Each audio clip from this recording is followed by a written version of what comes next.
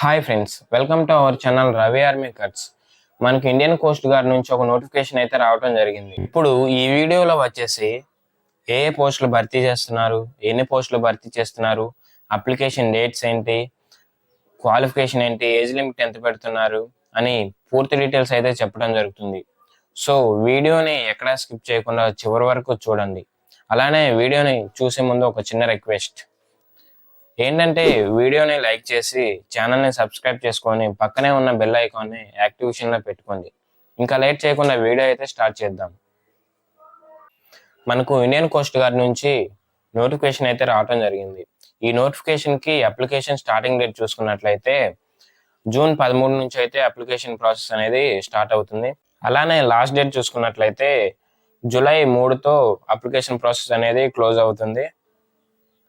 So ఈ నోటిఫికేషన్కి apply చేసుకునే వాళ్ళైతే త్వరగా అప్లై చేసుకోండి. ఈ నోటిఫికేషన్కి ఆన్లైన్ ద్వారా మాత్రమే అప్లై చేసుకోవాల్సి ఉంటుంది.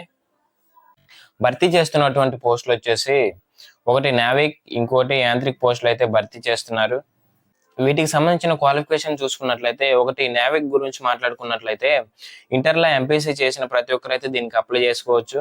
అదేవిధంగా యాంత్రిక్ పోస్టులకు వచ్చేసి డిప్లొమా చేసిన వారైతే అప్లై చేసుకోవచ్చు. ఈ నోటిఫికేషన్కి సంబంధించి ఏజ్ లిమిట్ చూసుకున్నట్లయితే 18 to 22 ఇయర్స్ అయితే ఉండాలి. డేట్ ఆఫ్ బర్త్ చూసుకున్నట్లయితే మార్చి 1, 2003 నుంచి ఫిబ్రవరి 28, 2007 మధ్య ఎవరి డేట్ ఆఫ్ బర్త్ అయితే ఉంటుందో వాళ్ళైతే ఈ నోటిఫికేషన్కి అప్లై చేసుకోవచ్చు. అయితే ఎస్సీ ఎస్టీ వాళ్ళకి +5 ఇయర్స్, ఓబీసీ వాళ్ళకి +3 ఇయర్స్ ఏజ్ రిలాక్సేషన్ అయితే ఇవ్వటం జరిగింది. ఇంకా మనకి ఇచ్చినటువంటి పోస్టులు చూసుకున్నట్లయితే నావిక్కి సంబంధించి 260 పోస్టులు అయితే భర్తీ చేస్తున్నారు.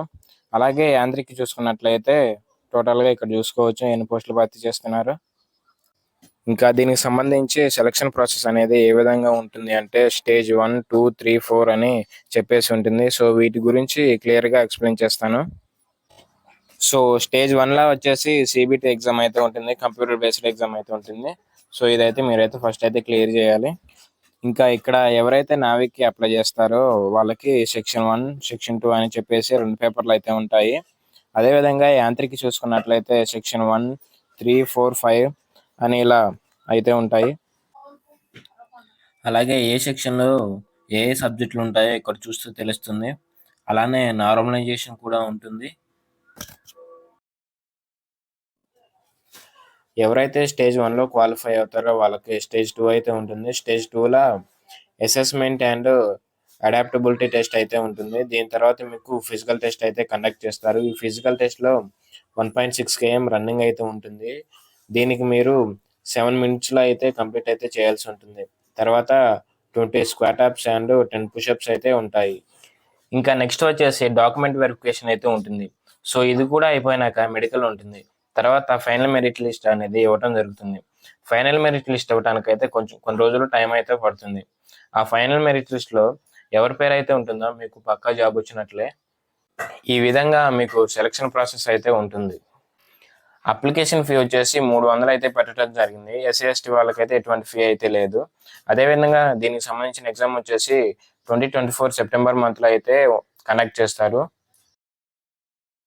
ఫిజికల్ టెస్ట్ అయితే నవంబర్లోగా కండక్ట్ చేస్తామని చెప్పడం అయితే జరిగింది.